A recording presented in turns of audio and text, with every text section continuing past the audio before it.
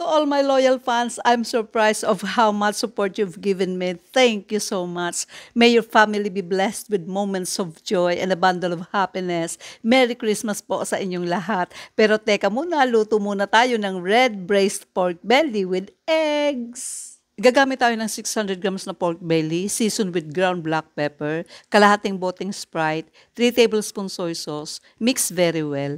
Ibabad at least 2 hours. After 2 hours, isir natin ang pork sa 1 tablespoon oil until golden brown. And pag brown na ang all sides, ilagay na ang onion and garlic. Saute until cook. Then lagyan ng laurel at ilagay na ang pinagbabara ng pork.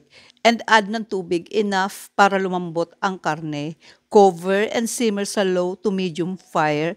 Mix from time to time. After 30 minutes, ilagay na ang boiled eggs and lagyan ng 1 tablespoon tomato paste para may umami kick. And simmer again for at least 10 minutes. After 10 minutes, luto na, kainan na!